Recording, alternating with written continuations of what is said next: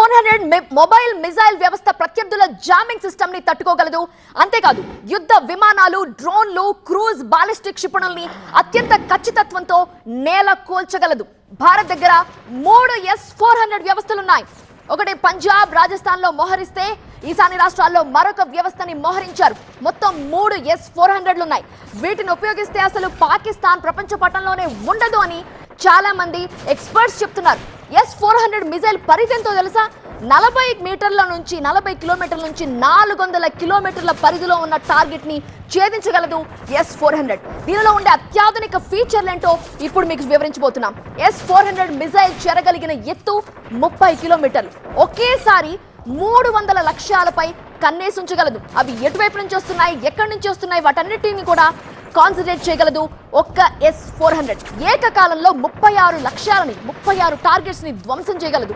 ఒకేసారి పాకిస్తాన్ ఇప్పుడు ఎన్ని తీసుకొచ్చినా సరే వాటిపై అటాక్ చేయగలుగుతున్నామంటే ఎలా అనుకుంటున్నారు? 36 లక్ష్యాలను ఒకేసారి S-400 ధ్వంసం చేయగలదు. సో దాని యొక్క స్పెషాలిటీ ఇది. S-400 లో 4 రకాల క్షిపణులు ఉన్నాయి మన దగ్గర. ఒకటి 40 N6E.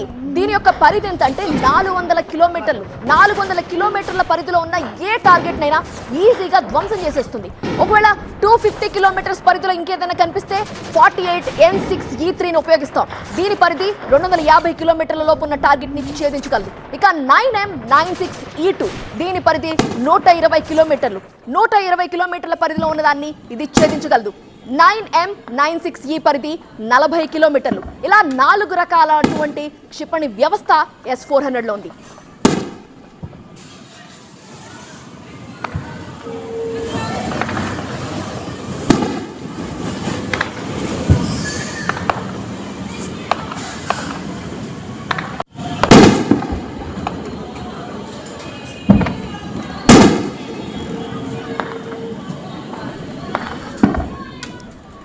పాక్ భూభాగంలో నుంచి వచ్చిన డ్రోన్ల దాడితో ఎలాంటి సిచ్యువేషన్ ఉందో మీరు చూస్తున్నారు. మొదటి బాక్స్ లో అందులో నుంచి దట్టమైన పొగ రావటం మనం చూస్తున్నాము. అధికారికంగా అధికారుల నుండి మనకు ఒక ప్రకటన వెలువడాల్సి ఉంది ఎంత నష్టం వాటిల్లింది దీనికి సంబంధించి. బట్ ఆఫ్టర్ దట్ ఆ పరిణామాలకు సంబంధించినటువంటి దృశ్యం అయితే మొదటి బాక్స్ లో మీరు గమనిస్తున్నారు. పొగలు దట్టంగా వెలువడుతున్నటువంటి దృశ్యం. రెండోది పాక్ భూభాగం నుంచి వస్తున్న డ్రోన్లు, ఆ మిసైల్స్ కి సంబంధించినటువంటి దృశ్యాలు ఏ విధంగా పదుల సంఖ్యలో 2, 3, 4 అలా ఒక్కసారిగా వస్తున్నాయో మీరు గమనిస్తున్నారు. ఆ తరువాత వాటిని మనం ఎలా టార్గెట్ చేసి వాటిని ధ్వంసం చేస్తున్నామో మీరు గమనించవచ్చు. వాటన్నిటినీ కూడా చేజ్ చేసి వాటన్నిటిని గుర్తించి వాటిని ధ్వంసం చేస్తున్నారు ఆకాశంలోనే భారత సైన్యం. S-400ని ఉపయోగిస్తున్నారు భారత సైన్యం. వచ్చిన వాటిని వచ్చినట్టే ధ్వంసం చేస్తున్నారు. ఎలాంటి నష్టం జరగకుండా ఉండేందుకు ఇప్పటికే భారత రక్షణ వ్యవస్థ పకడ్బందీగా ఉంది, చాలా అలర్ట్గా ఉంది.